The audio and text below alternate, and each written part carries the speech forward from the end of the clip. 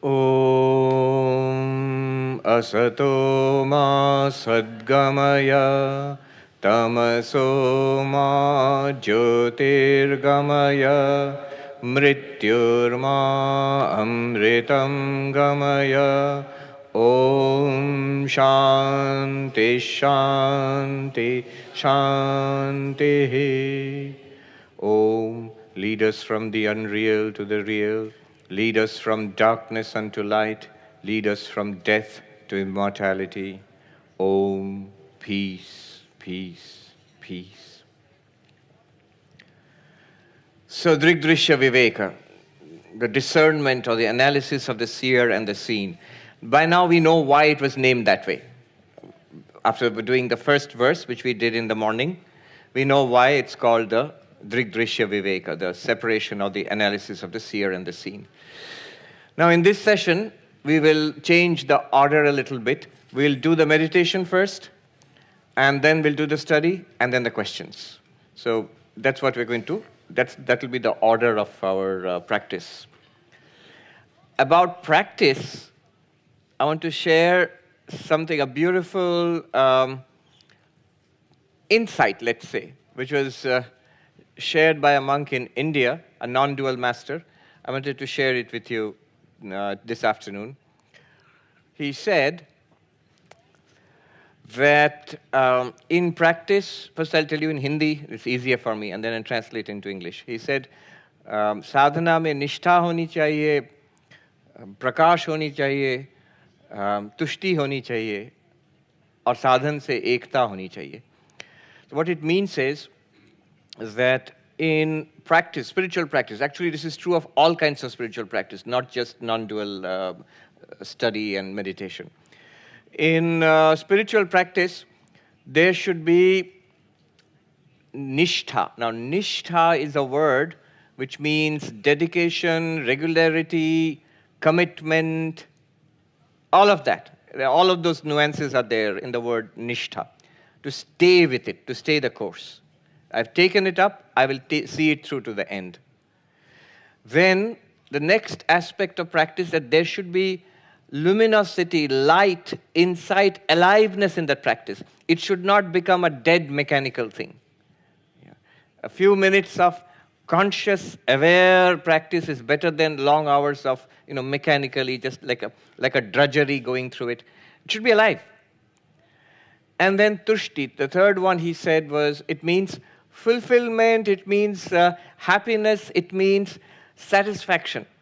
So my practice, it should not be something that is painful or boring. I'm doing it just because somehow it's good for me, and I'm doing it, but I just don't like it. No.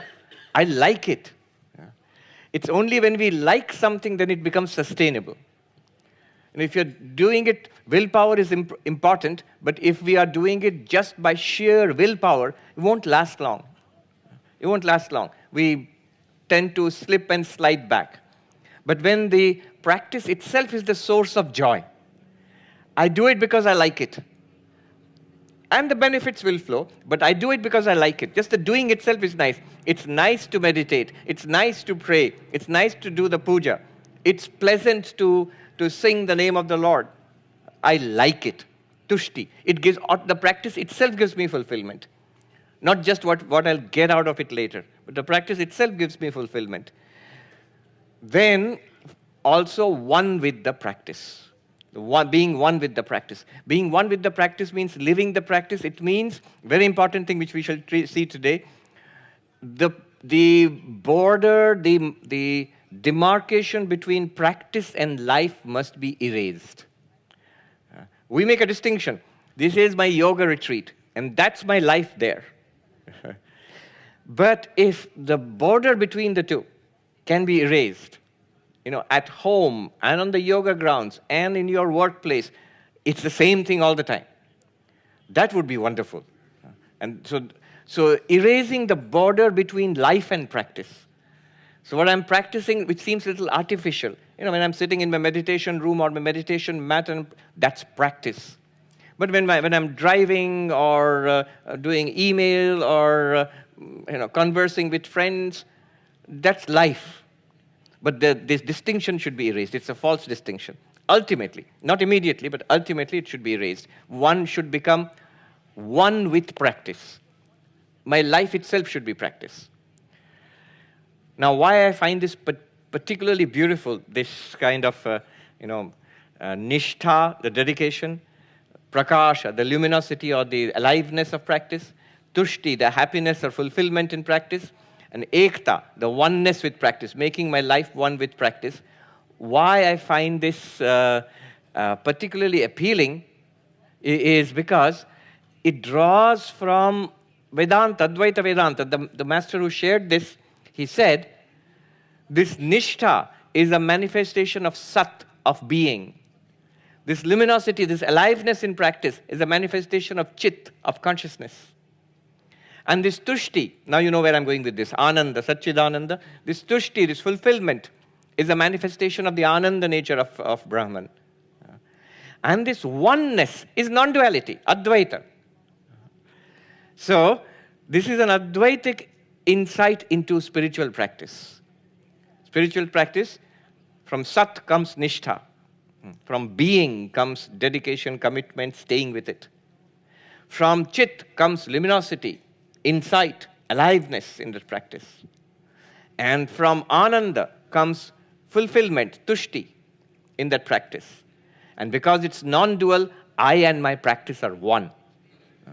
It's not that sometimes I go into practice, sometimes I come out of practice, sometimes I'm in practice, sometimes I've fallen out of practice. No, it's just life for me. Then it's really beautiful. All right. Now we'll start with a non-dual meditation. What we'll do is, the non-dual meditation has 3 phases. One has nothing really to do with non-duality. It's just a relaxation phase, the first part of it.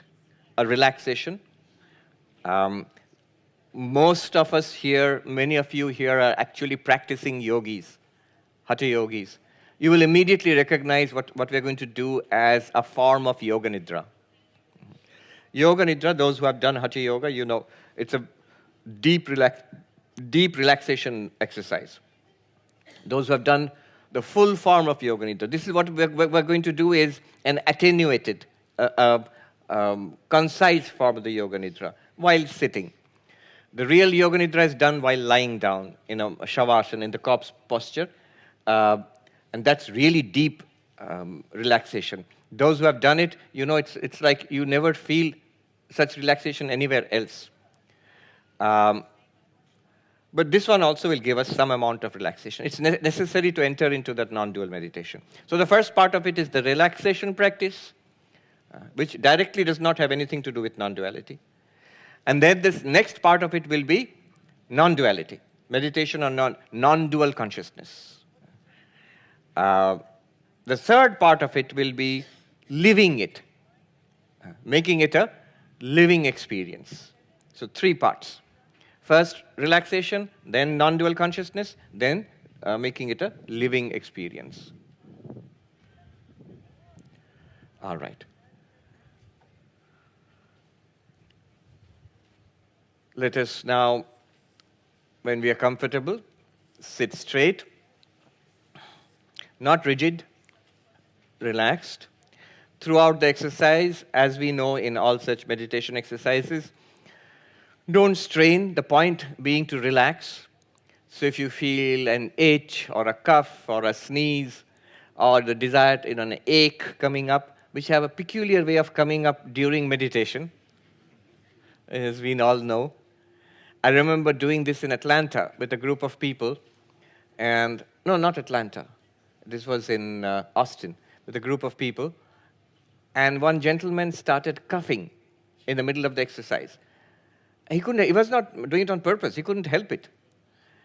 And throughout the exercise, the meditation session, he coughed and coughed and coughed, and when the meditation was over, he stopped coughing. Now, sometimes it's a reaction of the body. It comes sometimes from deeper levels than the body itself, from the mind, the subconscious mind, a resistance to all this. There's often a resistance. So anyway, don't fight anything. If you have to Fidget around a little bit if you feel like coughing, all right, or sneeze, it's all right. When we are comfortable, sitting straight and relaxed, let us gently close our eyes. I will call out the names of the parts of the body. We will do a body scan. As I call out the names of the different parts of the body, we will imagine that part of the body and feel that it is relaxed, becoming heavy and relaxed. And thus we will scan the entire body. Don't have to do anything, just imagine that part of the body. Is there somebody? Oh, that's from the other tent. All right. I'm sure we are disturbing them in equal measure, so that's all right.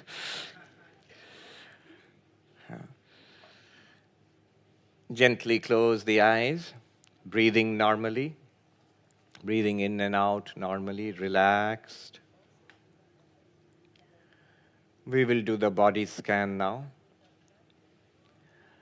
Left foot, big toe, relax. Left foot, first toe, second toe, third, fourth, relax. Left foot, bottom of the foot, relaxed. Left ankle, relaxed. Left lower leg from the ankle to the knee, relaxed. Left knee, relaxed. Left upper leg from the knee to the waist, relaxed. Left waist, relaxed. Right foot, big toe, relaxed. First toe, second, third, fourth, relaxed. Bottom of the foot, relax. Right ankle, relax. Right lower leg from the ankle to the knee, relax. Right knee, relax. Right upper leg from the knee to the waist, relax. Right waist, relaxed. Whole left leg, relaxed. Whole right leg, relaxed. Tummy relaxed. Chest relaxed. Lower back relaxed.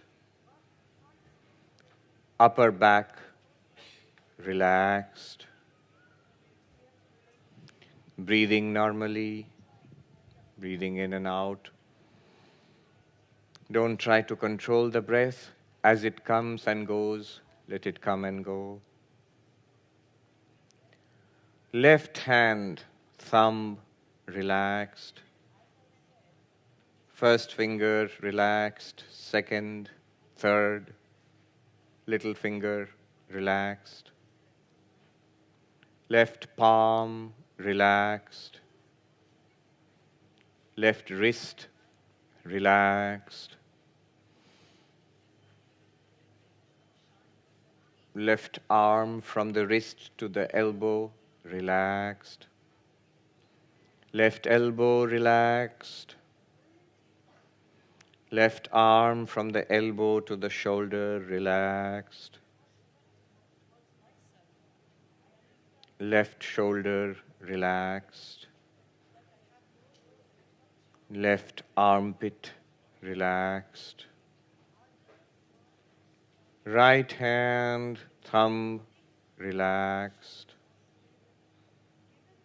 Right hand, first finger, second finger, third finger, fourth, relaxed. Right palm, relaxed. Right wrist, relaxed. Right hand, right arm from the wrist to the elbow, relaxed. Right elbow, relax. Right upper arm from the elbow to the shoulder, relax. Right shoulder, relax. Right armpit, relaxed. Whole left arm, relax. Whole right arm, relax.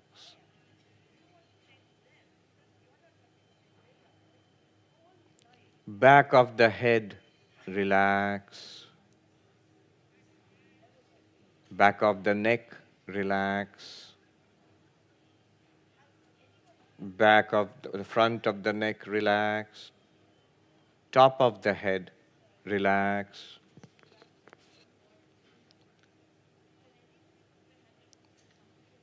Forehead, relax.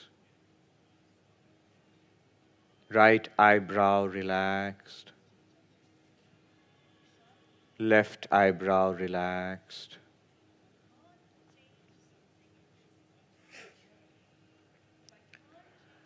Right eyelid, relax. Left eyelid, relax.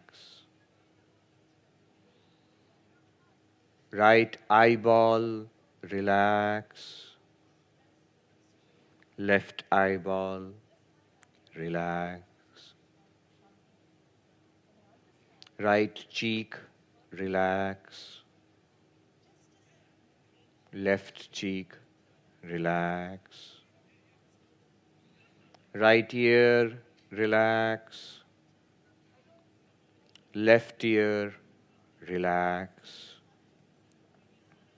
Nose, relax. Upper lip, relax. Lower lip, relax. The teeth and the upper jaw and lower jaw inside the mouth, relax. The tongue in the mouth, relax.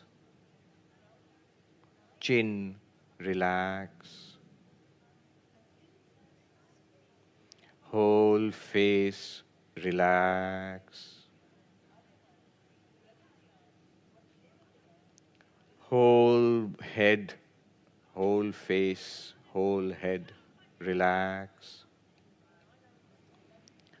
Breathing normally, relaxed. Whole lower body, relax. Whole upper body, relax. Whole body, relax. Feeling heavy and relaxed. Whole body, relax. Breathing normally, I am awake and listening. Deeply relaxed.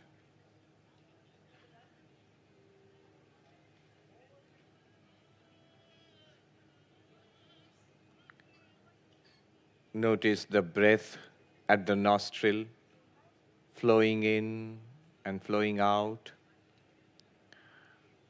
Let us bring our attention to the nostrils.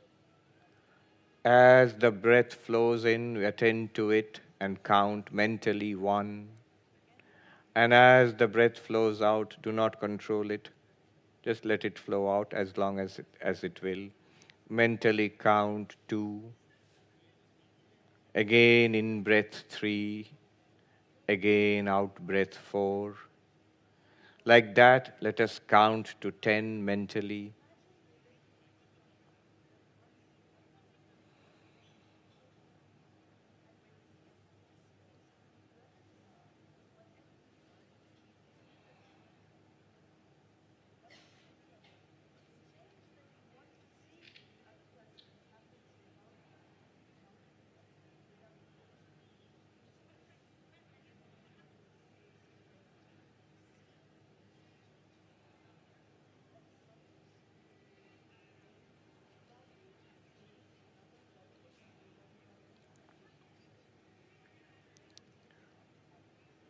Breathing normally, relaxed.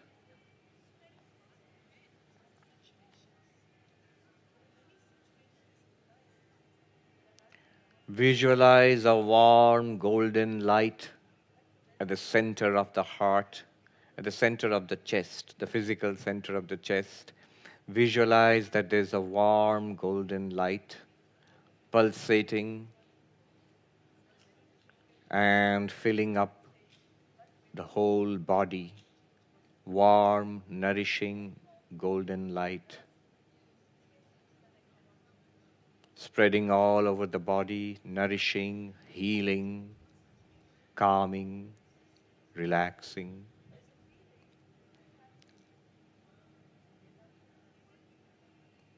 Light in the heart.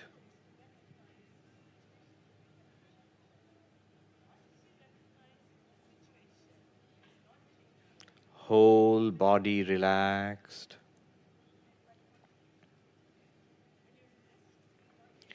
Now listen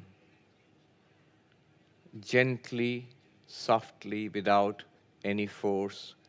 Just become aware, let us become aware of sound, voices,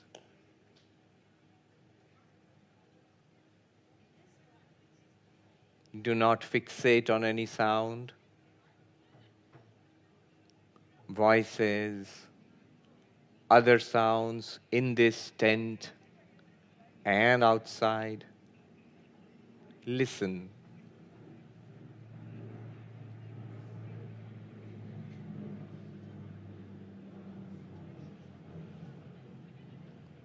Do not follow the sound. Do not think where the sound comes from or what's the source of the sound. Just attend to the sound itself, the sensation of the sound.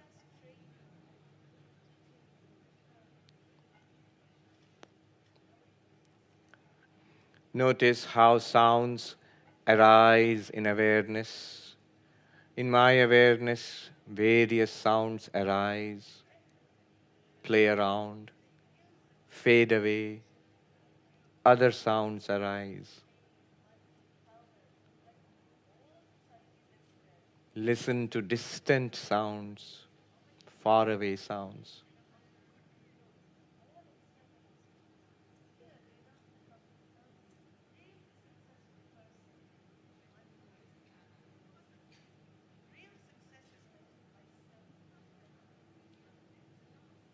In my awareness, sound arises,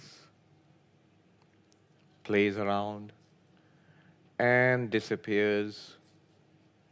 It comes, it stays, it goes.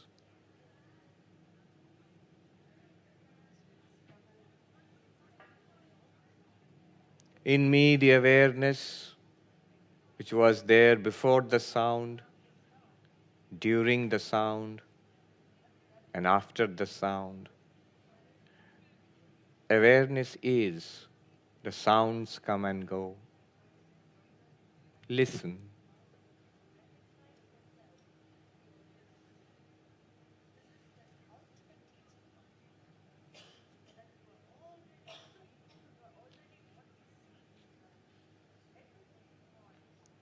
Listen to voices, background sounds, nearby sounds and distant sounds and the sounds from the far distance.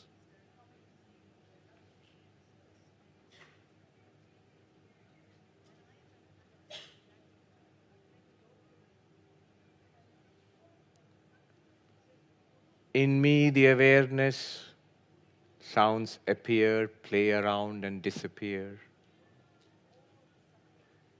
But I am awareness, ever there. Notice this.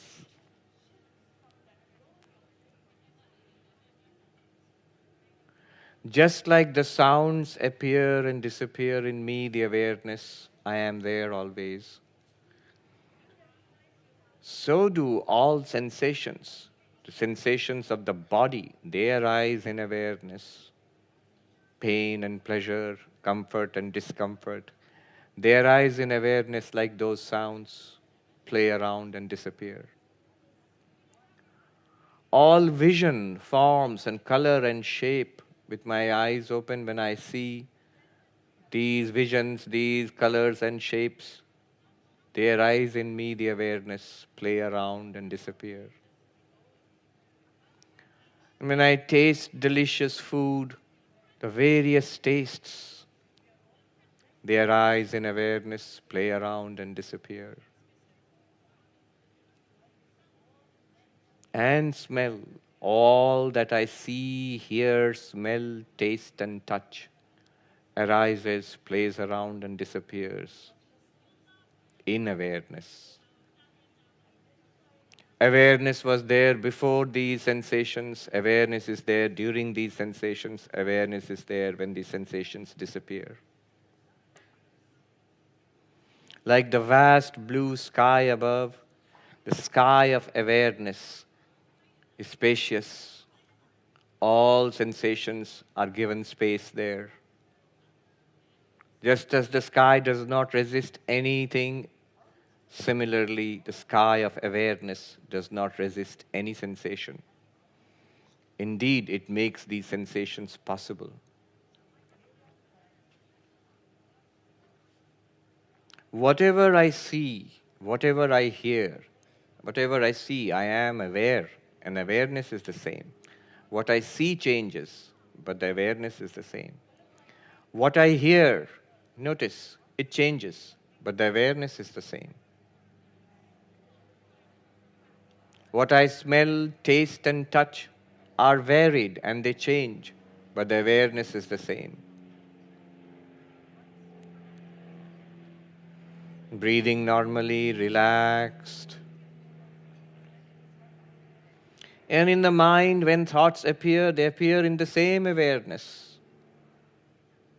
Good thoughts, unpleasant thoughts,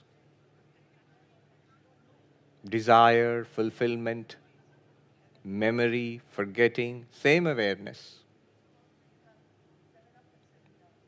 Understanding, lack of comprehension, same awareness. A good feeling, an unpleasant feeling, same awareness. I am awareness. In me, thoughts, emotions, perceptions, memories arise and play around and disappear. I am the same awareness.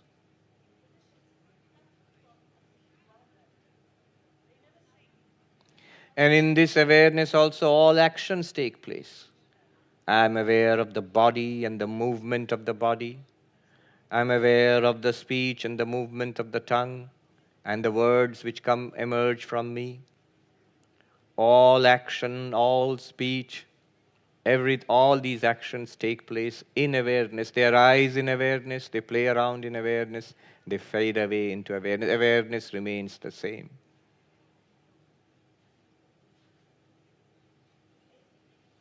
Indeed, all my waking life, this body and other people, whatever I consider my life, this place, this time, all of that appears in awareness. And when I fall asleep, all of this waking world disappears back into that awareness. And a world of dreams emerges in awareness. And I see so many dreams. But awareness is the same one which was there in waking. It is the same one in dreaming. And sometimes nothing appears at all. There are times of blankness, which I call deep sleep. Nothing at all appears. Not even the sensation that I am seeing nothing. Nothing is there. Even the sensation of I is not there. The ego also does not appear. Awareness is the witness of that blankness. Awareness continues. Relaxed. Breathing normally. Long breath, short breath. Relaxed.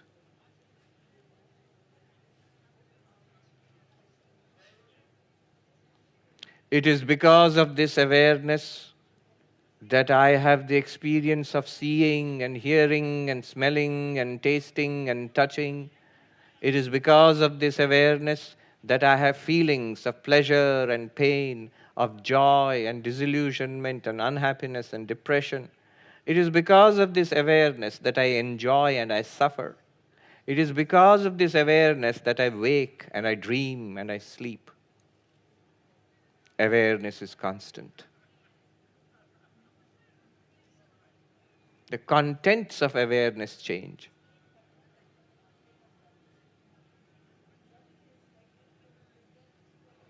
This awareness is not stuck to anything. All people come and go, all sensations come and go, all thoughts and desires come and go, all memories come and go, waking, dreaming, sleeping come and go in clockwork regularity. The awareness is not stuck to anything. Nothing sticks to it. This awareness is by its very nature unattached. It illumines all things, but it is not stuck to them. It is not attached to anything. This awareness is not attached to any person. This awareness is not attached to any place, any job, any possession. It is not even attached to any thought, any emotion. They all come and go. But it is by the light of this awareness that everything is experienced. If this awareness were not there, then nothing would be experienced. All would disappear into a void, into blackness and nothingness. But if the other things were not there, the objects were not there, awareness would still be there by itself, just not experiencing anything.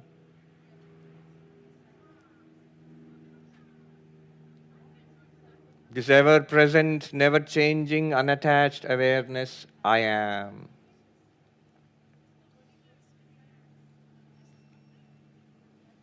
The body appears in awareness. Awareness is aware of the body. It illumines the body. But it is not the body. The senses appear in awareness. Awareness illumines the senses, but awareness is not the senses. Even the mind appears in awareness, and awareness illumines the mind. But awareness is not mind. It is independent and free of body and senses and mind and prana.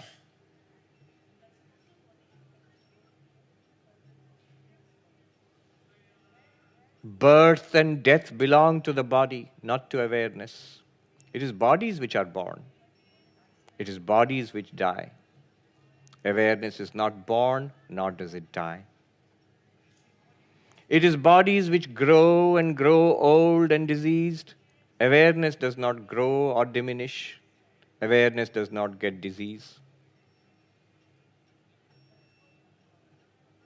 It is the mind, it is the prana which causes hunger and thirst. Awareness illumines the hunger and thirst. Awareness by itself is not hungry or thirsty.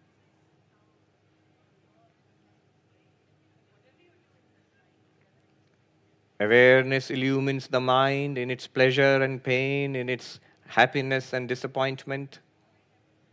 Awareness by itself is neither happy nor disappointed. It neither has desire nor frustration. It is the witness of the mind. It is in the light of this awareness that the intellect tries to understand, fails to understand, and then understands.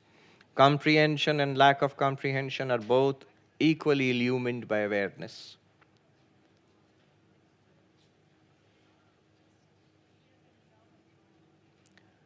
Awareness by itself neither grows old nor dies.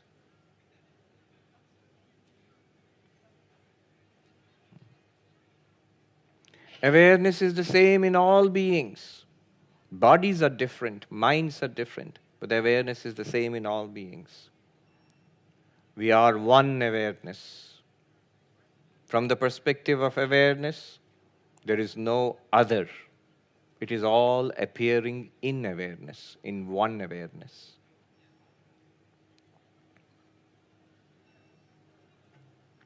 This awareness, what is it afraid of? Death is the death of the body. Why will awareness be afraid of death? This awareness knows no loss. Our beloved people, fathers, mothers, grandparents, and all the others who are close to us, who we fear will go away, leave us one day, they do not, because as awareness, we are all one being. Nobody is ever lost to you. This awareness does not fear loss, does not fear death.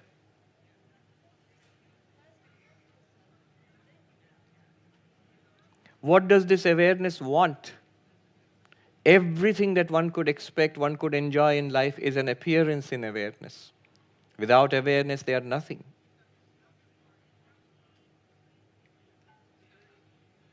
All joy, all fulfillment depends on and belongs to awareness. What could awareness want?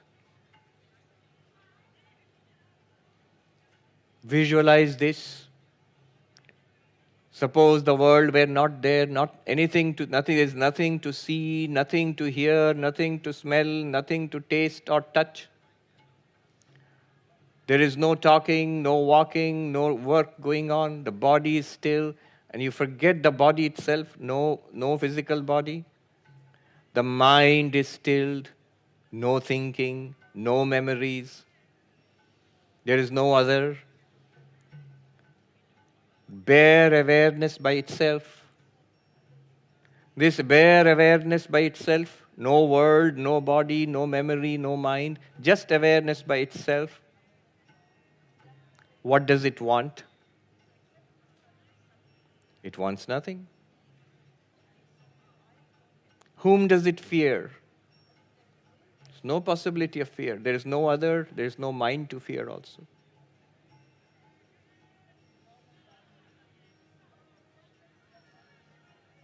It wants neither this world nor the next.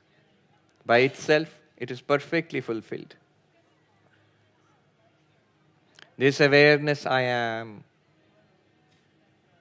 And thus Shankaracharya sings, Na dharmo, na chartho, na kamo, na moksha. I do not want pleasure, I do not want wealth, nor do I want dharma, merit, not even moksha, liberation or spirituality, because I am awareness. Chidananda Rupa Shivoham. This awareness I am.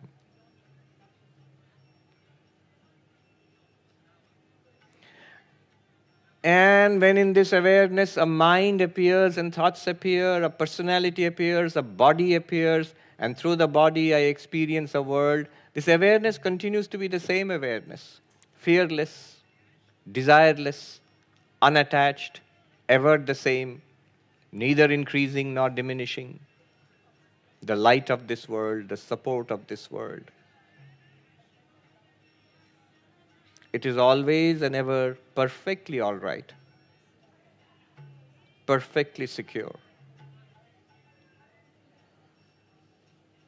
This awareness I am.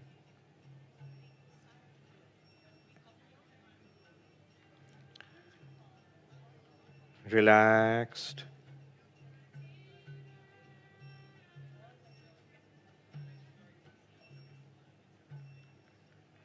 Breathing normally.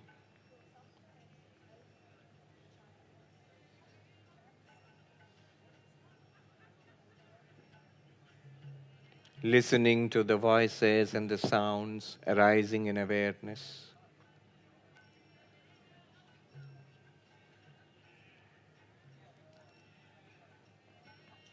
As we shall slowly come out of this meditation, I invite us all to notice that when we will open our eyes and look around, the same awareness will continue. Just that sight will come, sensations and other things will arise in life, activity will appear. It is the same awareness.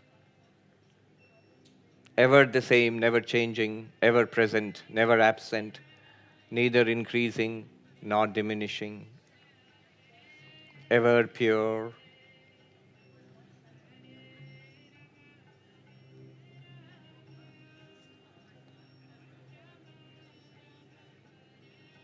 And thus our days will continue. Our waking, dreaming, and sleep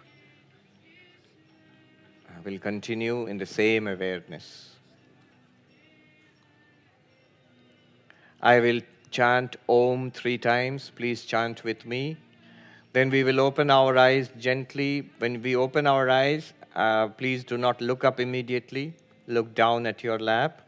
And then slowly we will raise our eyes.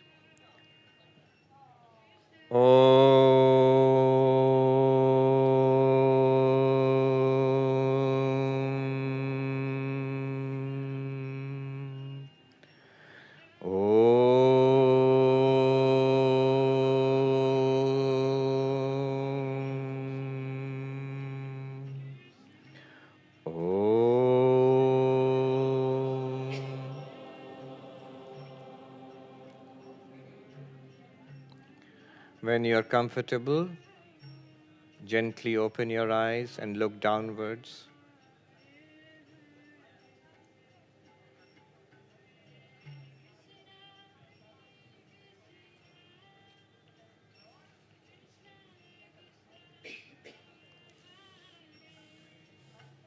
And then gently look up when you are comfortable.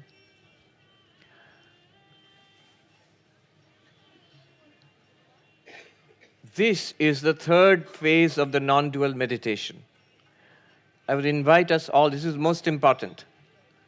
Whatever we got from that practice, I would invite us all to see that it continues without any change now. To sounds, we have added sight, color, and shape, and movement. We have added thoughts. We have added emotions, memories. So these are all appearing, same awareness. They are all appearing in that awareness.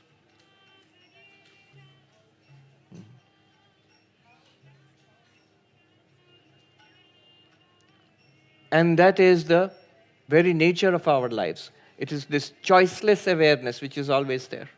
You don't have to do anything to improve it. Nothing can touch it, nothing can increase it, diminish it.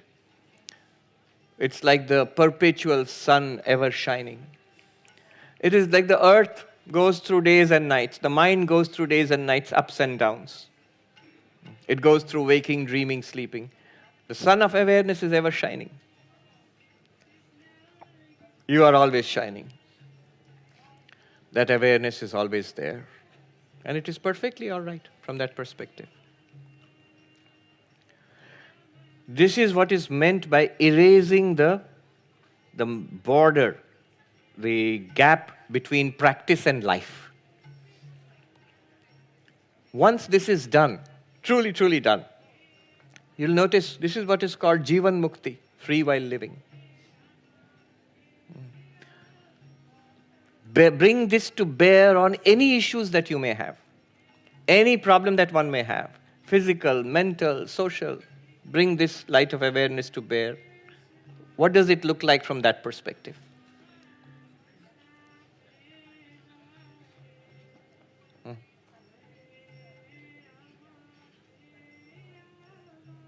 It's a beautiful background too.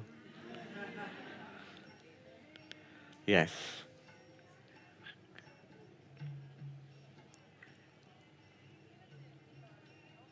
If that's the only thing that would appear to us in life, that beautiful song, it would be fine. But many other things also appear in life. But they're all just like the sounds which appeared, arose in awareness, played around and disappeared back into awareness to be replaced by other sounds, sometimes by the absence of sound and silence. Life is like that. It's just a series of appearances in awareness.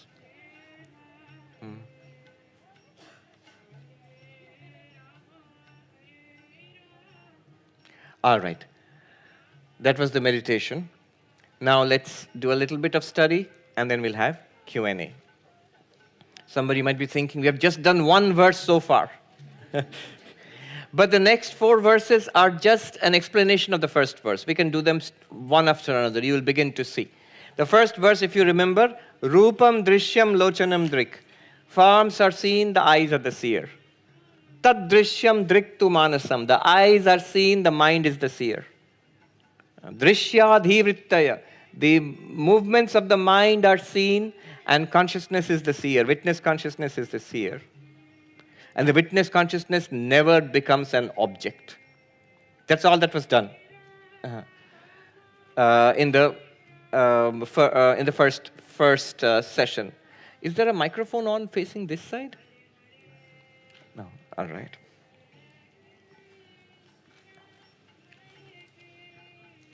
No, I mean, just the sound. All right, that's all right. Now let us do the next. That's all right. That's all right. Let it be. It's a nice background.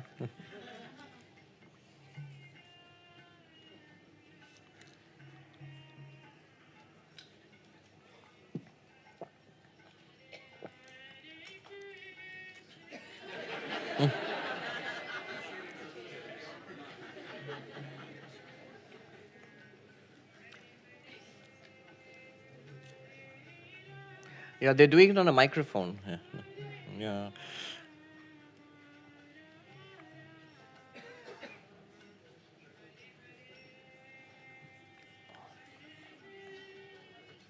Now let us go through the verses, 2nd, 3rd, 4th, and 5th. 4 verses. Each one explaining the 1/4 of each of these, of the first verse. The first verse has 4 quarters. What are the 4 quarters? One is the eyes are the seer and the forms are seen. The second one is the eyes are the seen and the mind is the seer. The third one is the mind is the seen and consciousness is the seer. So each of these verses will explain that. And the last verse, the 5th one, will explain the 4th quarter. That is, consciousness itself never becomes an object. We'll see now. Verse number 2. Those who like, you can repeat the verse. Nīlapīta sthūla sukshma, Nīlapīta sthūla sukshma, Rasva dirghādi bhedata, Rasva dirghādi vedata, Nānā vidhāni rūpāni, Nānā vidhāni rūpāni, Pashyed lochanam ekadha, Pashyed lochanam ekadha. The forms, objects of perception, appear as various on account of distinctions like blue, yellow, gross, subtle, short, long, etc. The eye, on the other hand, sees them itself remaining one and the same. This is what we discussed. Various colors appear to us, to the eyes. Various shapes appear to the eyes. They come and go. The eyes are the same, and they are distinct from what appears to them. The 3 observations which we made, the seer is different from the seen, and the seen are many, the seer is the same. The seen keep changing, the seer remains the same. That thing is they're pointing out. That's the 1st quarter of the verse. The 2nd quarter of the verse is this. Verse number 3. Andhyamandya patutveshu, Andhyamandya patuttveshu, Netra dharmeshu chaikadha, Netra dharmeshu chaikadha, Sankalpayet mana shrotra, Sankalpayet mana shrotra, Tvagado yojyatamidam, Tvagado yojyatamidam. Characteristics of the mind, characteristics of the eye, such as blindness, sharpness, or dullness. The mind is able to cognize because it is a unity. This also appears to whatever is perceived through the ear, skin, etc. Same thing which we went through. The 2nd quarter of the verse says, now the eyes become the observed, and the mind is the observer. The characteristics of the eyes. At one time, I could see very well, 20/20 vision. And now I know that I need glasses, spectacles. It is the mind which observes the characteristics of the eyes. The mind noted that eyes were really good. I could see everything. Now I cannot. I need glasses to read. So the eyes become the object and the mind becomes the subject. The mind becomes the seer, quote-unquote seer, and the eyes become the seen. What about the world? That always remains as the seen, as the object for us. And now, the same thing. The seer and the seen are distinct. The mind is distinct from the eyes. The mind remaining the mind, it gets information from not only the eyes, but the ears and the nose and all the sense organs. And the mind remaining itself, what it experiences keeps changing. So a range of experiences come, they keep changing. So the mind is distinct, mind is the seer, and the eyes are the object, which are the seen. Not just the eyes, all sense organs. He says, yojyatam idam, shrotra tvagadu yojyatam idam. Apply the same thing to the ears, to the skin, to the nose, to the tongue. So they are all changing, they are all varied, and they are all distinct from the mind which knows them. Then the fourth one deals with the mind. The mind itself becomes the object. We are aware of the contents of the mind. We are aware of the thoughts, the emotions, the memories. All of us are. None of it is theoretical. Remember, in all of this, remember this, the nose. Catch hold of the nose, that means, not literally. What did the Swami teach you? Catch hold of the nose. No. Just as the child will say, this is the nose. So, all right, this is the mind. This is what he's talking about. But I'm aware of the contents of the mind. Then what am I? I'm the awareness itself, that which is aware of the contents of the mind. So, verse number 4, which talks about the third quarter of the first verse. The third quarter of the first verse says that all the movements of the mind are also seen. Witness consciousness, Sakshi, is the seer. Let's see. Fourth verse. Kama sankalpa sandeho, kama sankalpa sandeho, shraddha shraddhe dhriti tare, shraddha shraddhe dhriti tare, rir dhir bhirityevam, rir dhir bhirityevam, adin bhasayatte kadachiti. That didn't come out well. It should be rir dhir bhirityevam adin bhasayatte kadachiti. Rir dhir bhirityevam adin bhasayatte kadachiti. No matter, doesn't matter. Nobody's going to get annoyed. Now it says all the contents of the mind. Desire, kama, desire, I want this, I desire that. I'm aware of the desire in the mind. Sankalpa, I will have this, I understand this, that I want, this is like this, that's not like that. All of these, the cognitions of the mind, we are aware of those. These are experiences in awareness. Shraddha, I believe what you are saying, this is worthwhile, this is amazing. I really like this. Shraddha, faith. Ashraddha, I'm skeptical. It doesn't make any sense. All of these we are aware. When faith and understanding and grasping the truth arises in the mind, we say, oh, good, I get it. I like this. Or I don't get it. What's he talking about? This is not correct. Those are also movements in the mind, and we are aware of them. The one which is aware is always there. And that cannot be denied. The witness of the mind cannot be denied. This is the great conclusion that the great French philosopher Descartes came to. More than 300 years ago, he set out on his project of skepticism, doubting whatever could be doubted. Whatever could be doubted. And he found you could doubt anything. You can even doubt this world. It could be a dream. It could be the Matrix movie or something. It could be. It could be a simulation. But what you cannot doubt is that you are doubting. That appears to you.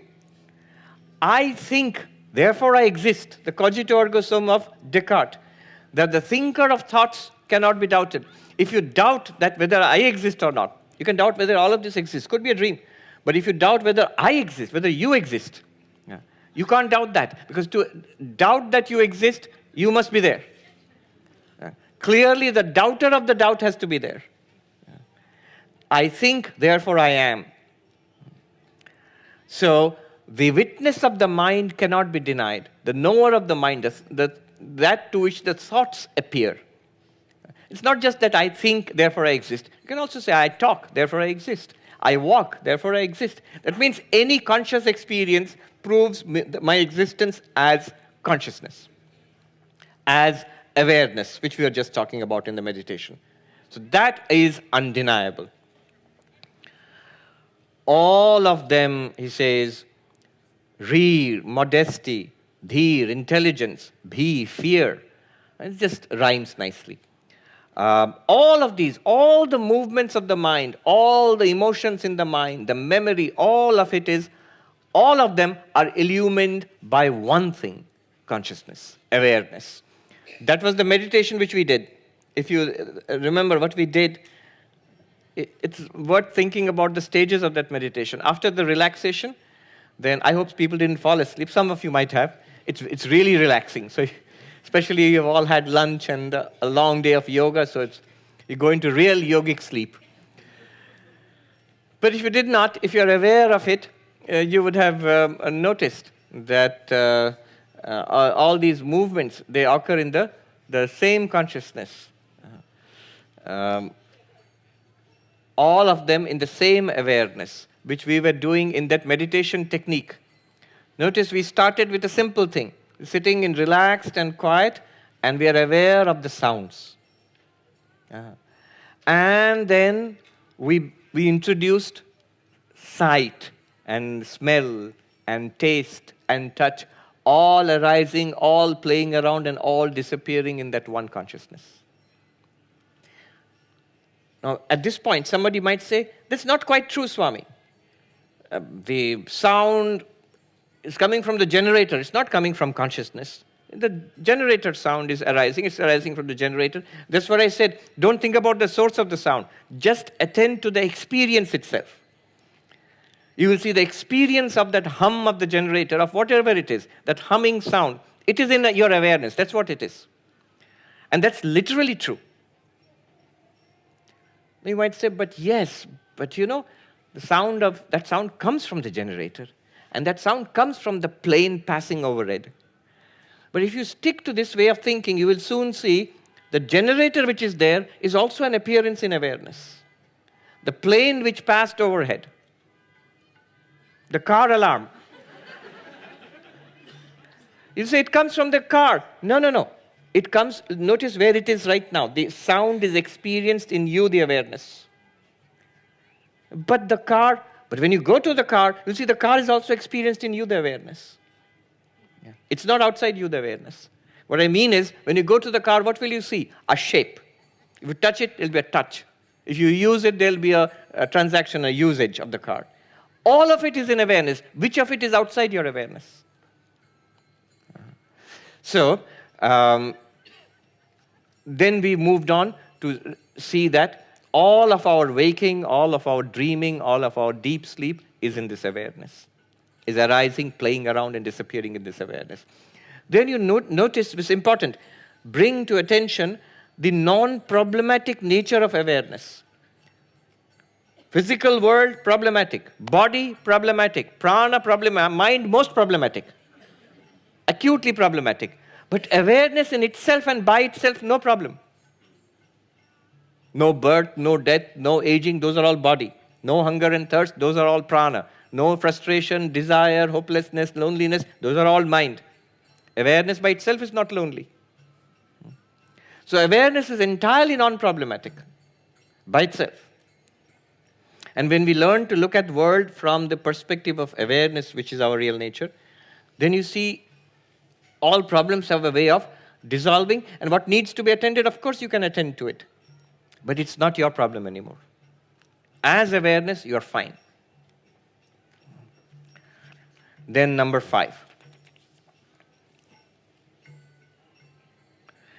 Fifth verse is a very beautiful verse.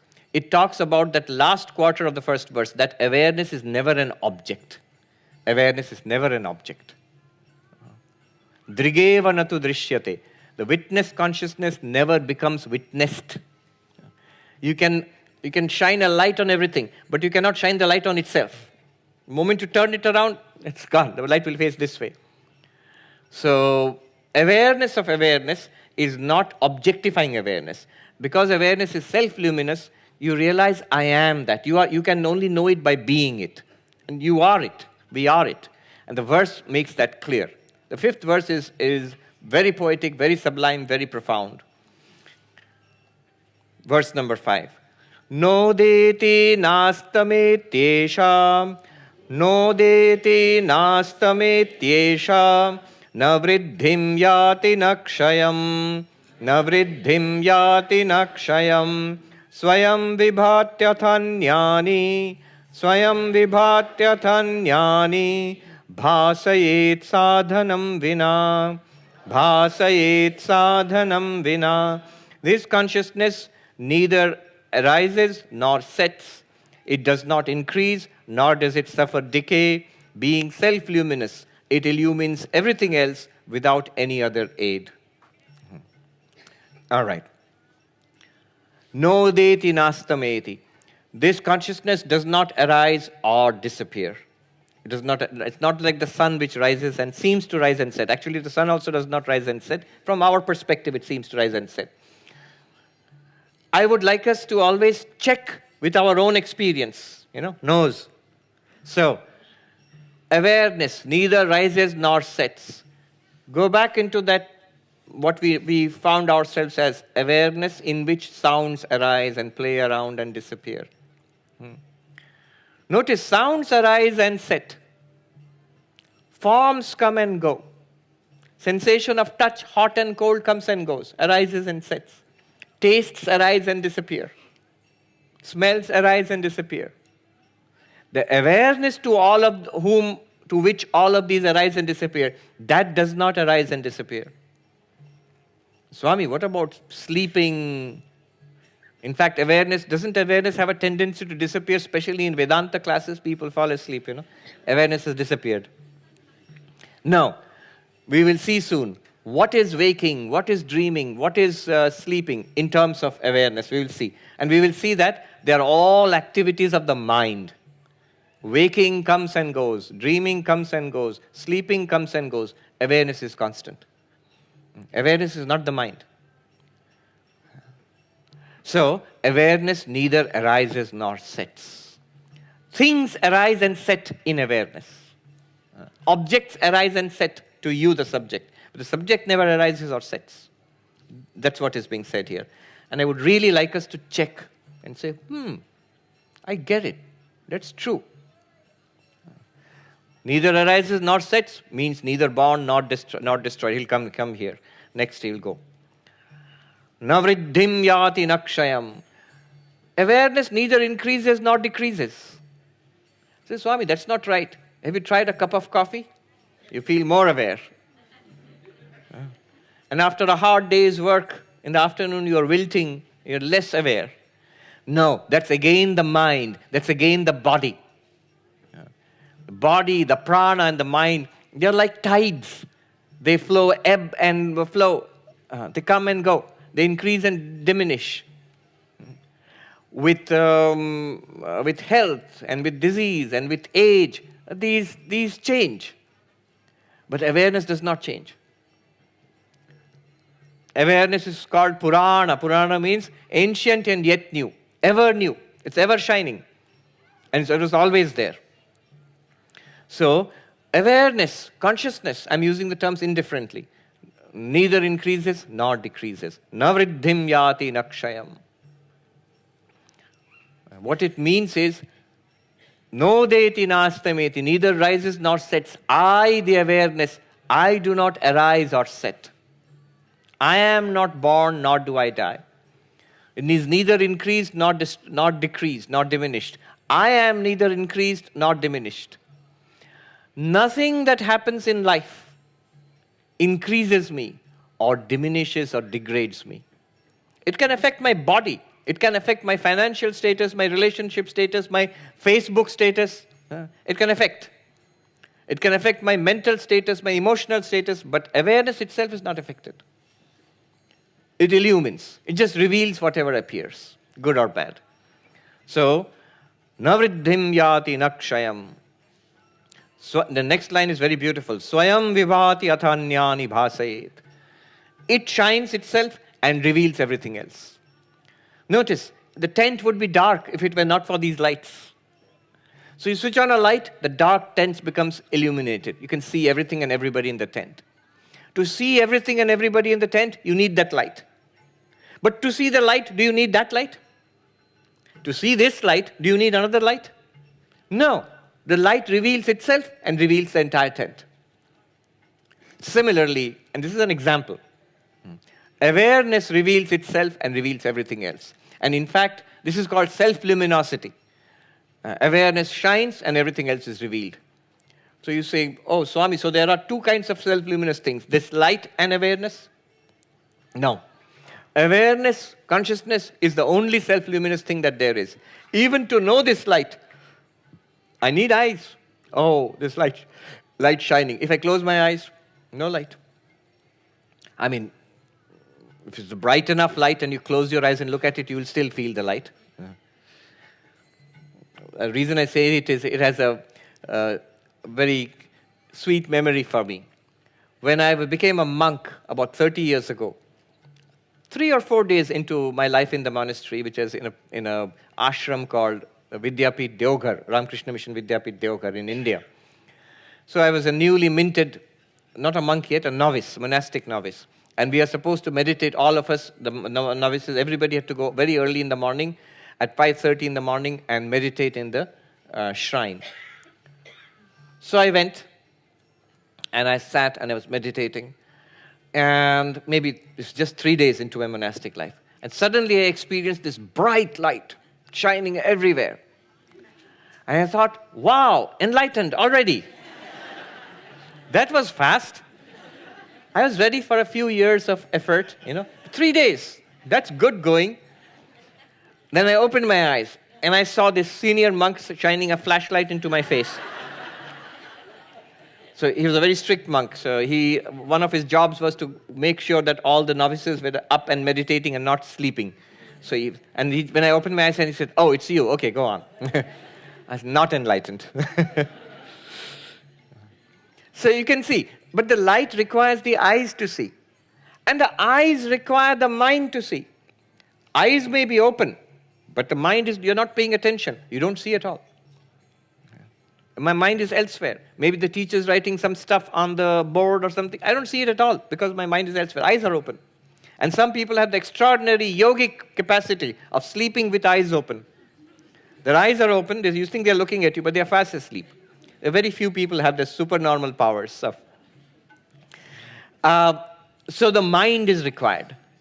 And the mind by itself, this is an interesting thing, the mind by itself does not know anything. It requires consciousness behind the mind to know anything. You can prove it to yourself. It's always a fact. It's always a fact of experience. Prove it to yourself. Think a thought right now. A, B, C, D, 1, 2, 3, 4. Whatever you think. Om, a thought. Now notice that thought is just words. It's like speaking mentally. It's like mental talk. Just think 1, 2, 3, 4. It's a thought. That thought doesn't know itself. It doesn't know any other thought. It doesn't even know you. But you know that thought and every other thought. So you, the awareness, you are aware of the thought. Thoughts are like mental chatter. They don't know anything. They don't know themselves, not anything else. But you illumine them. So even the mind is illumined by consciousness. Only consciousness is ultimately self-luminous. Everything else is illumined by awareness.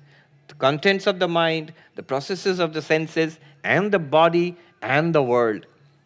You are literally the light of the world. Upanishad, tameva bhantam anubhati sarvam. That shining, everything else shines.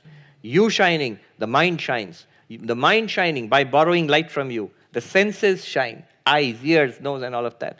The senses being lit up. Then the world is revealed to us as sight, as sound, as touch, as taste, as smell, as thought, as understanding, as memory, as desire, as pain, as pleasure. Behind all of that is awareness, you the awareness. Again, keep checking and see, yeah, you can say that. It's true. It's a simple enough fact. Swayam vibhati, it shines itself. Atanyani bhasayet, and it reveals everything else. Awareness reveals through all thoughts, memories, ideas, desires. And through the mind and the senses, it reveals sight, sound, smell, taste, touch, the world. Sadhanam vina, consciousness directly reveals. And then the mind, borrowing consciousness, uses the instruments of the eyes and everything to reveal the world. Little subtler point I will touch upon here before we wrap up for questions. When I said that consciousness reveals the mind, and then through the mind, through the senses, reveals the world. It's like I'm aware, then I'm aware of thoughts, and then through my thoughts, mind, I'm aware of the body, and through the body, senses, ears and all, I'm aware of sights and sounds and everything. That sounds logical. But let's take another example. The example of dreams. In our dreams also, we seem to be, we don't know that we are dreaming. It seems to be like a waking world. There are people around, there are things happening, good and bad. And I am also there in the dream. I am a participant in my own dream. I'm there, right there. I don't think it's a dream. I think it's a waking world. I am there. And I'm walking around, and I'm seeing, and I'm hearing, and I'm touching and tasting. And if anybody were to ask me, how are you seeing? I would say, through my eyes. How are you hearing? Through my ears. How are you tasting or touching? Through my tongue or through my skin. But when I wake up, I will realize all of it was a dream. The world which I inhabited was a dream. The body which I inhabited was a dream. And so were the senses. All of it was a dream. The consciousness, however, was there. I was lighting up the dream world. And the interesting thing is, whatever I saw in the dream world was illumined by consciousness. The grounds in the dream world, they were not illumined by a dream sun. There was no light there in the dream. It was all the mind. The mind alone was imagining all of that by itself. Imagine, in a dream, you walk into a house and switch on a light, and the light illumines a dark room. But when you wake up, will you say there was a dark room and then there was light? No.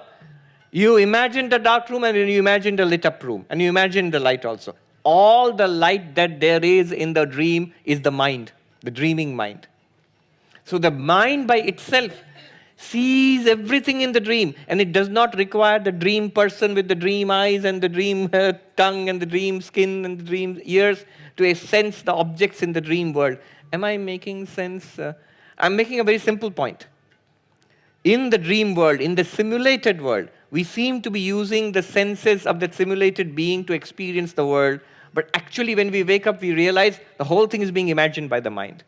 We really don't depend on any senses in that dream to see or hear anything else. Here, in this waking world, the claim here is amazing. It is saying that, at one level, you can interpret it this way. Consciousness illumines the mind, and that's the traditional interpretation. Consciousness illumines the mind so illumined illumines the senses, and through the illumined senses, we experience a world. So a conscious mind, conscious senses, conscious body experiences the world. That's sort of common sense. That's how we think about it.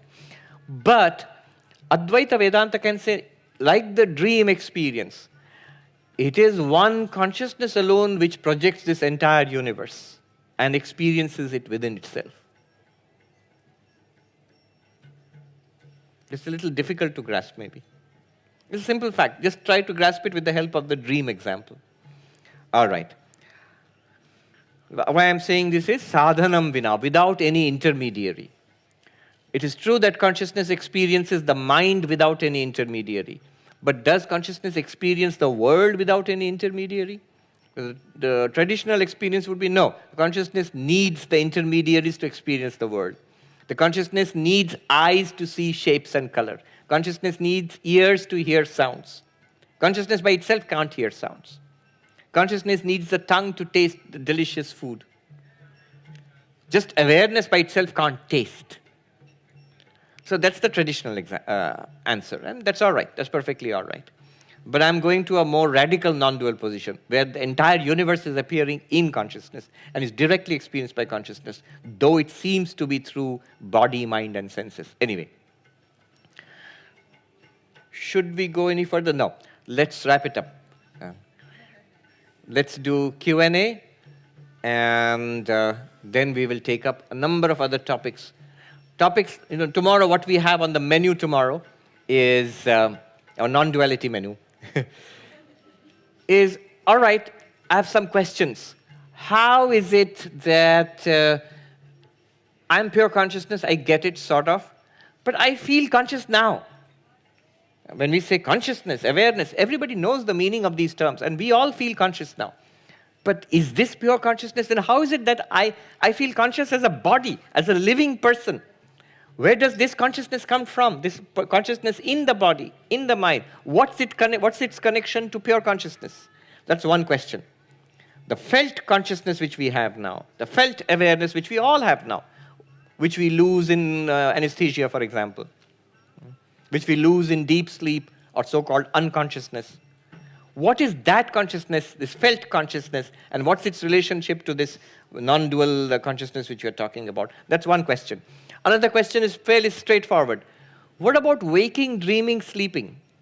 We call these states of consciousness. But when you say consciousness is constant, it doesn't come and go, it doesn't seem to jive very well, match very well this waking, dreaming, sleeping. How does waking, dreaming, sleeping take place? What about things like, after death, we say that we go on to other lives. So if the body is dead, what is it that goes on to other lives? Does consciousness go on to other lives? Or what's happening there? How is consciousness related to birth and death and rebirth and multiple lifetimes? That's another question. So such questions will be taken up. And the big question which will come later, we separated seer and seen. Now the time will come to merge them back together, because as somebody asked, this is not non-duality, you're separating. Oneness, how does that come if you've separated everything? It's like, now what you're doing is like alienating yourself from everything. So that those questions will be taken up tomorrow. All sorts of, it's a feast. All right. Questions. Tell us your name and ask the question. Hi, I'm Nia. I want to ask about choice decisions. It's an area I get quite confused about. If you personally come across a difficult situation in your life and you need to decide between different options, how do you go about it? Do you have any tips? And do you have any tips on connecting deeper to our intuition? Until recently, I felt quite disconnected from my intuition. So I'm on the search now to try and get more connected to it. So yeah, any tips, please? All right. The two questions. One is, the second one is about intuition. And the first one is about decision-making. So in Vedanta, decision-making is the department of the intellect, of the buddhi. In Vedantic terms, the Vijnanamaya Kosha. In Vedanta, you get the analogy of the chariot. In the Kathopanishad, I'm sure today they would talk about an SUV or something, but in those days there were chariots. Plato talks about a chariot. The Buddhist master Nagasena talks about a chariot.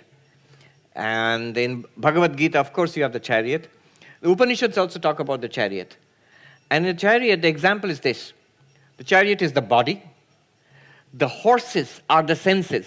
They're running on 5 different lanes, on form and sound and smell and taste and touch. And the reins with which you control the horses, that's the mind. And the driver is not you. The driver is the intellect. Driver is the intellect, is the buddhi, the intellect, the decision-making faculty which she is asking about. Then what am I? I am the consciousness, I am the witness. Right now I am the sentient being, the jiva who does not know its own nature. And I am on this spiritual journey. And the Upanishad teaches us that if the horses are well trained and responsive, if the reins are held tightly They are tight and well deployed. If the driver is well informed, as a good GPS, then the chariot will reach its destination. But if the horses are wayward, and if the reins are weak and non-responsive, and if the driver is drunk, the chariot is going to crash. So these are the practices. The practices is all the senses have their autonomous intelligence. The eyes, they really want to see. The ears really want to hear. The tongue really wants to taste. It has its own little AI built into it. And it's a kind of mindless type of AI. It just wants to eat, see, here, touch. And if you leave them alone, they will drag you this way and that way. You think, why we let them do that? It's because we are so identified with it. When it says see, I feel, I want to see. No, you don't. It's the eyes suggesting it to you. It's like an evil little imp going, see, keep your eyes open, watch. No. They are instruments. They have taken over. They are very sophisticated instruments. And they have really, I'm not joking when I say they have built-in AI. They have some autonomous intelligence built into them. They need it for functioning. They are very sophisticated instruments. But unless we know what they are, like any sophisticated instrument, like our AI also, they will take over our lives. There's an old Sanskrit saying, I forget the original Sanskrit, but it goes like this.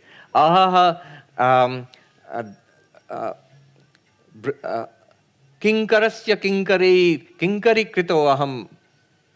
It says, alas, by the servants of my servants, I have been made a servant. Who are the servants of my servant? The servants of my servant is the mind.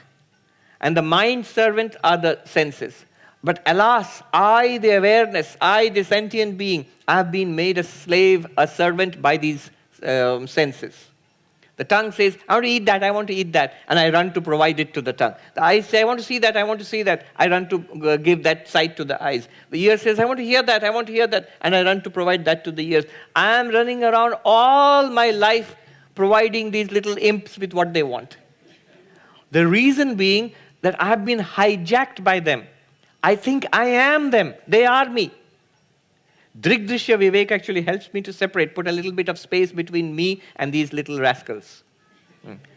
They are things, they are objects, they are instruments, they are not me. I am aware of them, hence they are separate from me.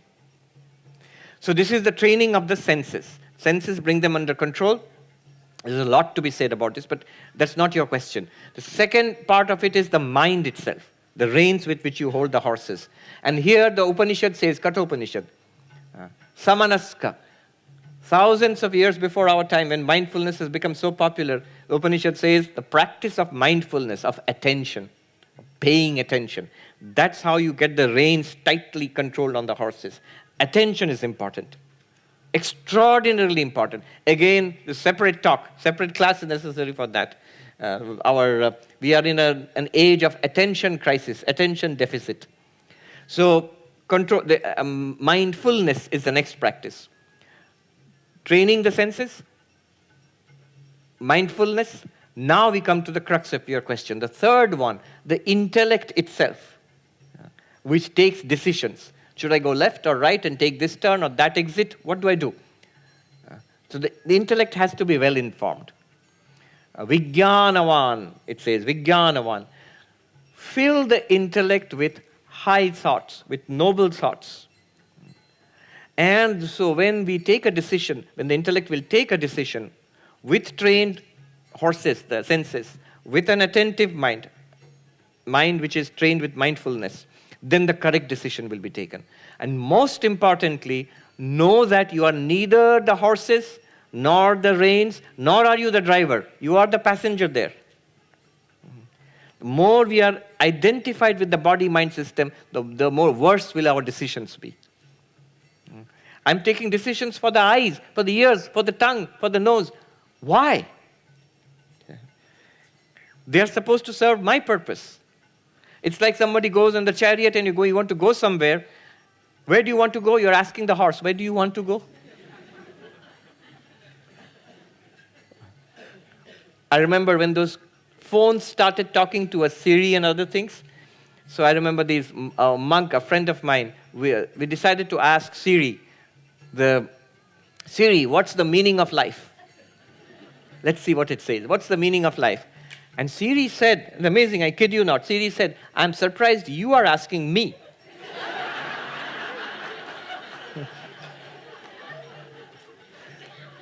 There's the old Indian story of a man galloping through a village, at a full gallop.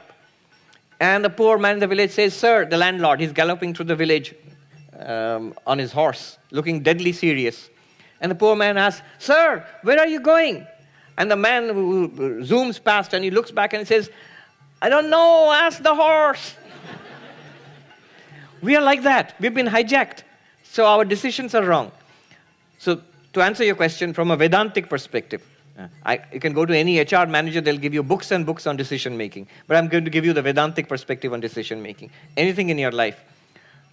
Trained senses, attentive mind, an intellect informed with high and noble thoughts, and knowing that you're none of these, you are the witness of all of these, then take the decision, it'll be a good decision. As for the intuitive thing, I firmly believe through deliberate conscious practice, intuition is developed. Otherwise, it's instinct. There's a huge difference between intuition and instinct. So animals have instinct. It's hardwired into them. They instinctively do certain things. But an artist has an intuition. A scientist has an intuition. A doctor has an intuition. Where does that intuition come from? Without knowing much, takes the correct decision. Seems to know something supernaturally fast. It comes from years and years of cultivation of that same field. And you get an intuition in that same field. So that's not instinctive.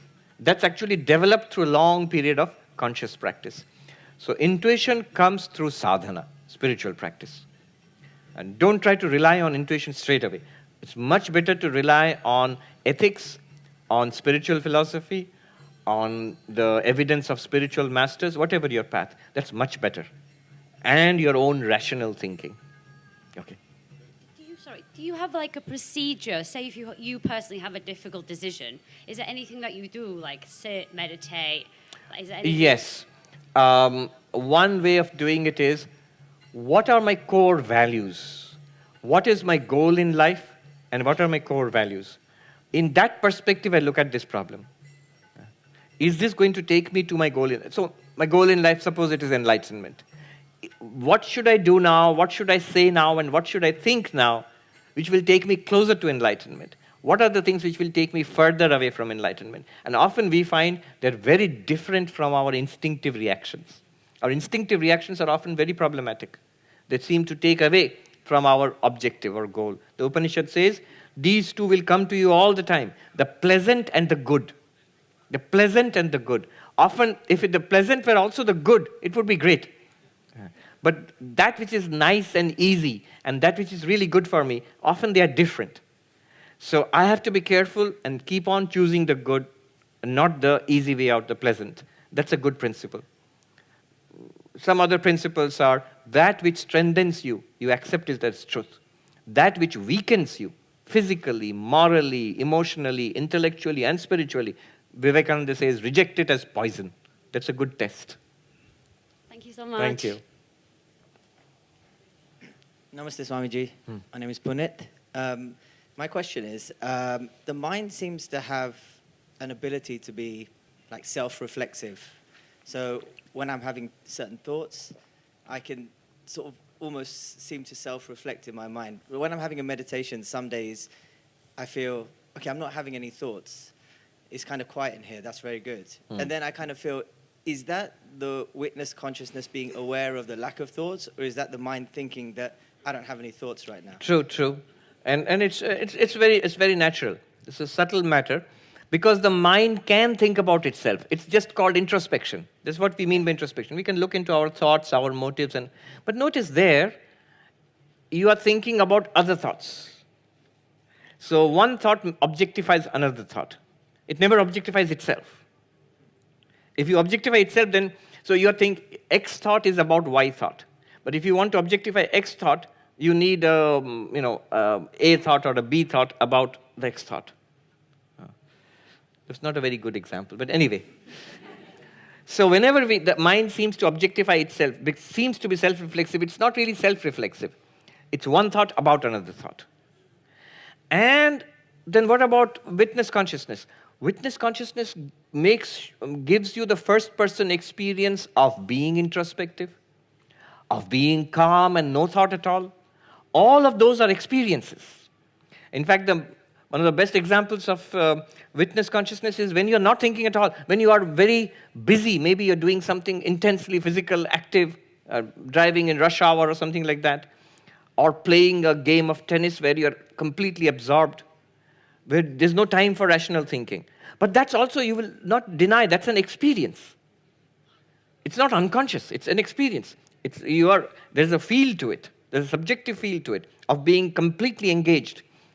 The psychologists call it flow, a flow state. We're being completely engaged without even thinking about it. How are you experiencing it? That's witness consciousness. Witness consciousness is illumining everything that we do, say, think, experience, all first-person experiences because of that. So does that mean that when I'm happy that I'm not having any thoughts during meditation, because I put a label on it and it's not at arm's length, that's the mind introspecting rather than the witness consciousness seeing the lack of thoughts? A feeling of happiness emerges because it is pleasant and quiet in here, as you said. That's a feeling in the mind. It's a movement of the mind. Not bad. Perfectly all right. Far better than being noisy. But even when it's noisy in there, the witness consciousness is still illumining that noise. And the witness consciousness itself is never noisy. It's always that, what it is. It's never polluted, nothing sticks to it. Just as the sounds we heard when we are meditating, nothing stuck to the awareness. They came in awareness and disappeared. Similarly, all the thoughts and feelings which come or do not come, they don't stick to you, the awareness. Thank you, Swamiji. Thank you, Puneet.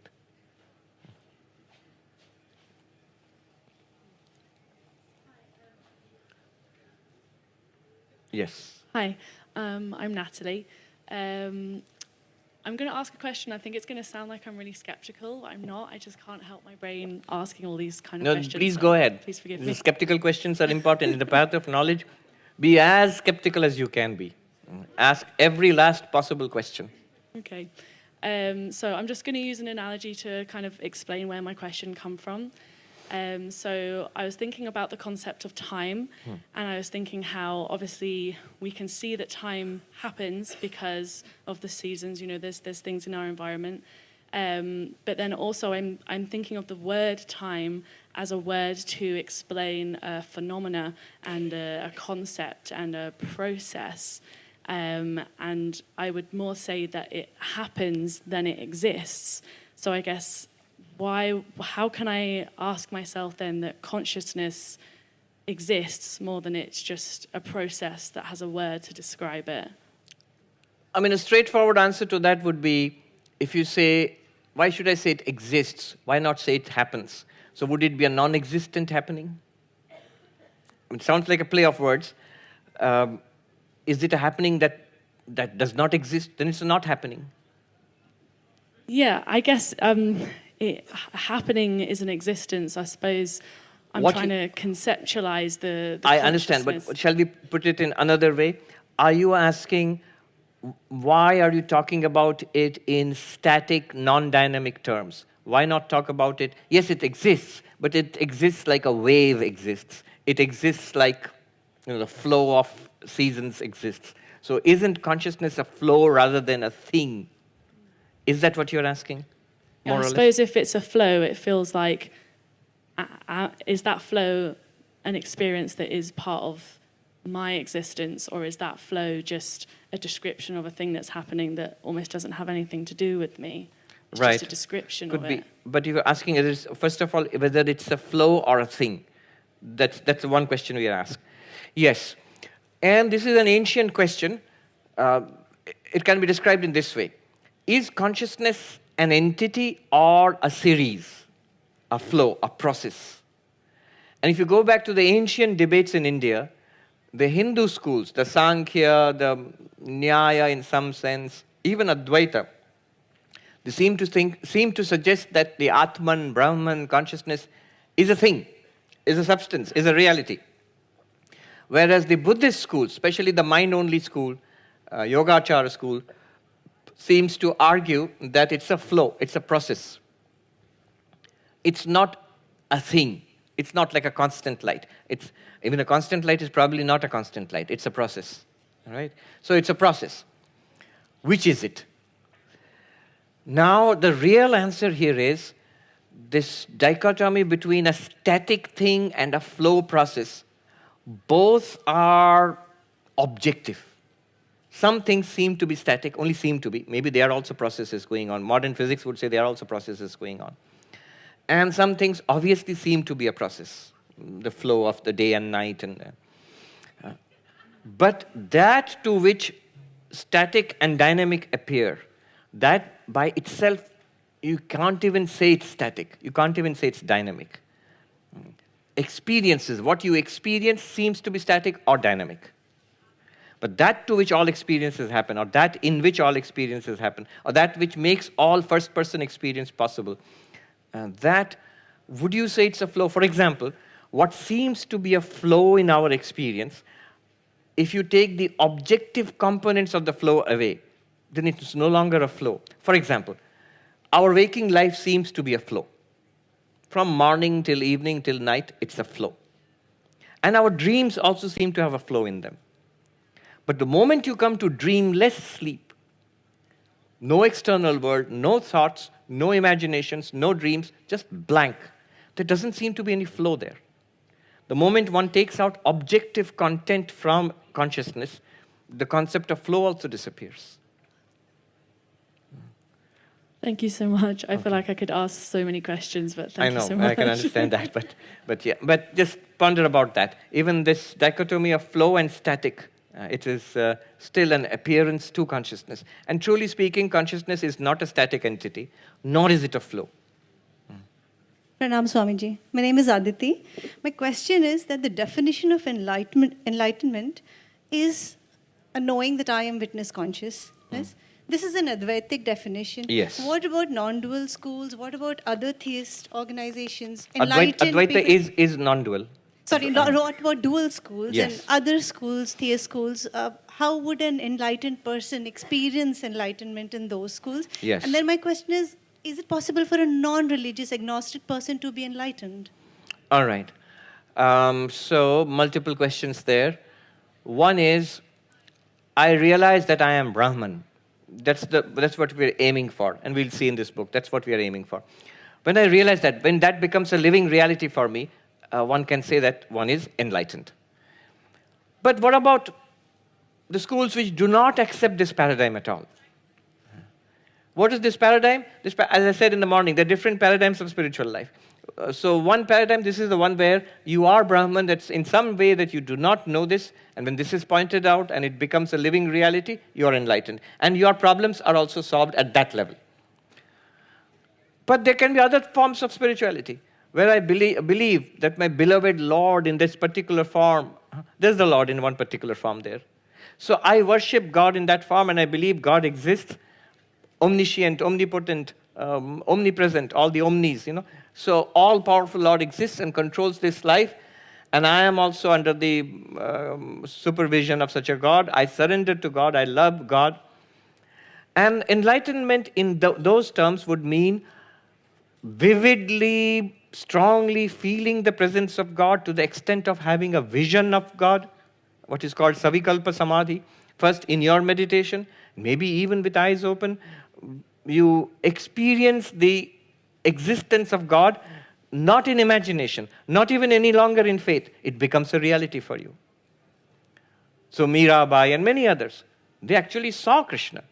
Sri Ramakrishna had a vivid experience, continuing experience of God in the form of his beloved Ma Kali. That is the idea of enlightenment in other approaches, in the dualistic approach. Every paradigm has its own way of looking at enlightenment. But Sri Ramakrishna's beauty was, he was saying that ultimate reality is one. but it has infinite aspects. So you can realize it from a jnani will say, on the path of knowledge will say, I realize that limitless consciousness and I am that awareness. And that works for me. The devotee will say, that limitless awareness comes as my beloved Krishna, as my beloved Kali or Shiva, or as Christ. And I have a living presence of God in my life. My heart is surrendered to God in love. So that's also real, but in that form. Swami Turiyananda, he was another disciple of Sri Ramakrishna, a brother disciple of Vivekananda, said this about Vivekananda. When Vivekananda would say, I, he meant all of this, not just this body, not just the Vivekananda body. He meant all of this. It would be a cosmic I. And then Swami Turiyananda says, that doesn't come so easily to the rest of us. So we say, thou my Lord. The same reality, you can say, I am that, or if you say, there's too much, I can't honestly say that. Then I am this person, and that is a reality and a worship that becomes God to me. So you can see the same thing can be seen in different ways. Another point about enlightenment, I like to play on the word enlightenment. Enlighten, light, light. So there's an enlightenment in the sense you suddenly realize the ultimate aha moment. Oh, this is it. This is what they are talking about. I am that limitless Brahman. It becomes clear to me. That's enlightenment. But there's another side of it. Light means no burden. Heaviness has gone. You've become lighter. Lighter. In the sense a burden is lifted from you. So enlightenment means the burden of samsara is gone from you. So these two sides of enlightenment, I like to call this the paradigm shift aspect of enlightenment and the ethical manifestation aspect of enlightenment. One aspect of enlightenment is, I realize I am Brahman. Or the devotee will say, I finally see my Ma Kali. She's a living presence to me. This is the paradigm shift. What was theoretical earlier, now is a fact. Great. But there's another side to enlightenment. We expect some of the qualities of enlightened beings from an enlightened person. Compassionate, self-controlled, all loving, all suffering, feeling completely selfless, and a perfectly ethical person. If you have attained the realization of the Buddha, well, you better have some Buddha-like qualities. You can't, as I was saying in the morning, you can't claim to be, I'm enlightened and still go on being the same dude. That doesn't somehow gel. So enlightenment also means the ethical manifestation. You realize that you are Brahman, or you have the vision of God in your chosen form, but also saintly qualities come into your life. And that's another side of enlightenment. Come.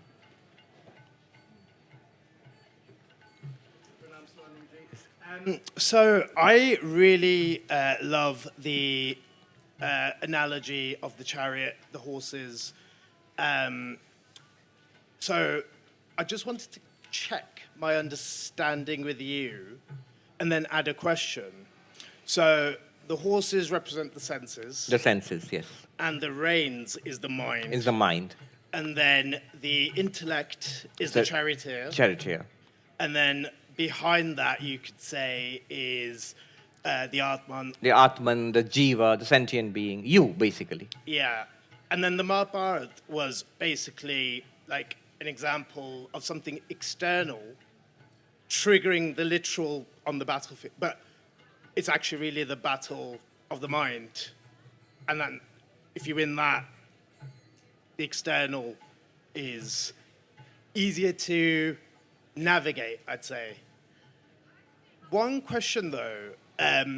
So, something happens that's external, and it sends the horses, disturbs the horses. And if your rein, if you haven't got a tight grip of the reins, it'll lead you down maybe sides, roads you don't, yeah?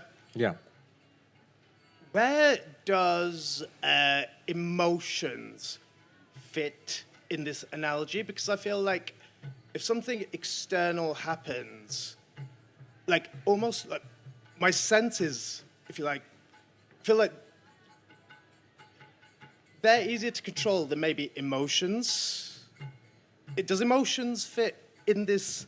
Yes, it seems to the emotions been left out, but the emotions are at the level of the mind. Here the reins are in the sense of attention, but emotion is also involved there. The senses excite emotions. When inputs come in from the world, they evoke emotions within us. Or if inputs do not come in from the world, inputs come in from your own memory and past experiences, again, emotions are excited. And the emotions give power to the impulses. Yeah. Okay. Yeah. I'm just conceptualizing. Yes. And then I suppose like consciousness or awareness. It's about like training to quieten, like have a tighter grip, so you can control, and then control your decision. Yes. This model, it is suggested in the Kathopanishad, and the whole model works like this. I mean, like all examples, it fits only partially. You shouldn't push it too far. Yeah. But what it suggests to us is spiritual practice is done at multiple levels. One is at the level of the horses, the senses. So there is discipline, there is control of the senses, there is a lifestyle which you would adopt. Say, for example, a healthy yogic lifestyle. And that helps you to control the senses. That's one part of it. If I do anything, and I think anything, and I see anything, and I go out uncontrolled way, then the senses will be that much more difficult to control.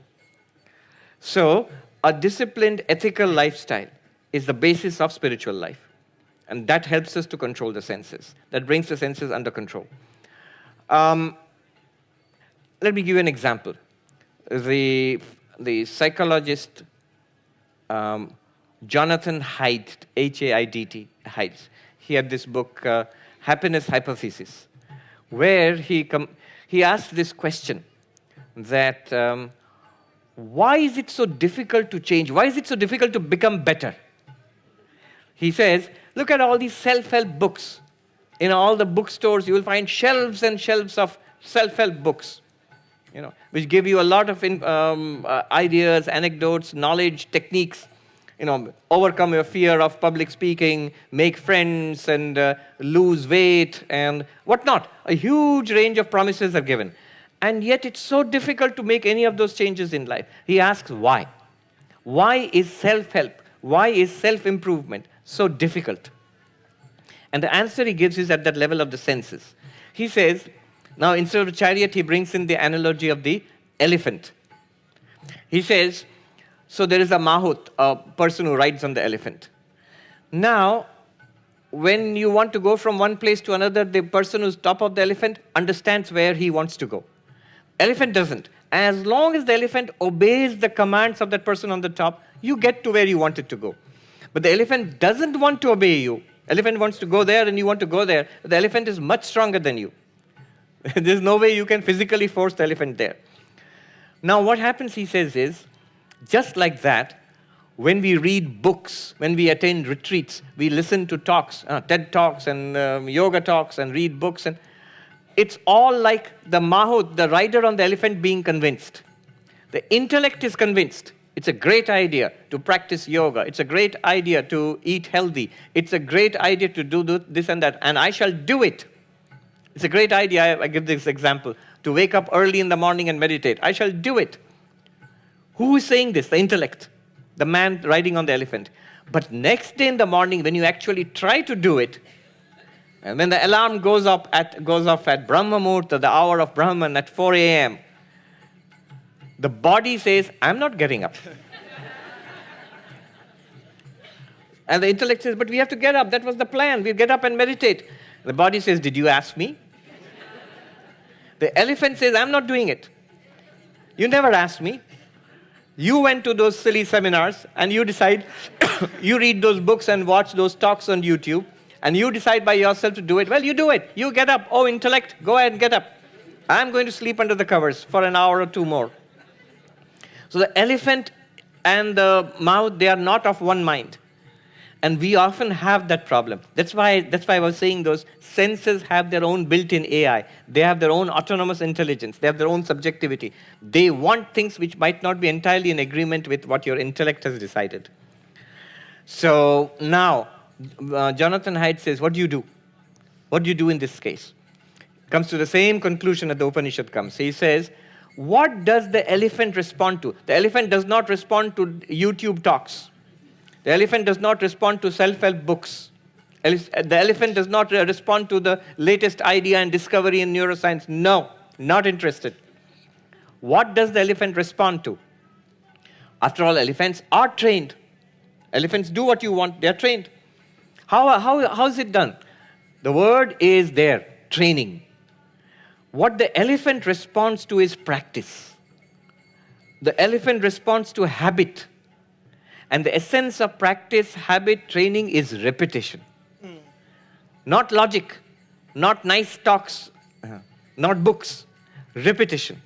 So at the level of our life, our daily life, our routine, our sensory activities, what I do with my body, repetition is important. Training of the horses or training of the elephant, repetition is important. Stay with it. They have a 21-day rule. For example, any change you want to make in your routine, repeat it to 21 days at a stretch. If you break it once, 21 more days again, starting from 1. And that sort of is supposed to hardwire it into you. Take the principle. 21 days might not be. So that's the answer to your question.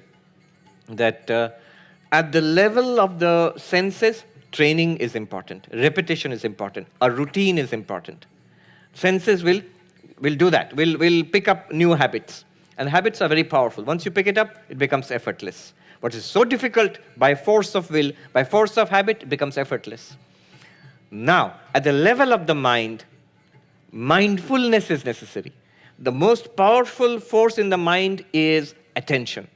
What I am paying attention to and how much of my attention am I paying there. There's a lot of modern work done in the psychology of the flow psychology there. How much attention do we have and how much can we focus on a particular object? So the reins correspond to attention. And then you come to the intellect. The intellect is to be stuffed with good ideas, books and talks and reading and high noble aspirations. Then it all comes together. Trained body, attentive mind, and a noble intellect, well-informed intellect. They come together, they will take you to your goal. So let's... And just to quiet, yeah. And then that sort of enables decision as a... Absolutely. Makes life much, as you said, easier to navigate. Thank you.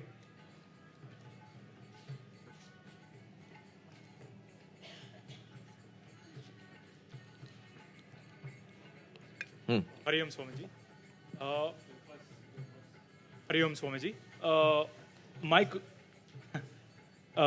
My question is, could you delve a little deeper on the previous question in the previous session that you're talking about the duty risk?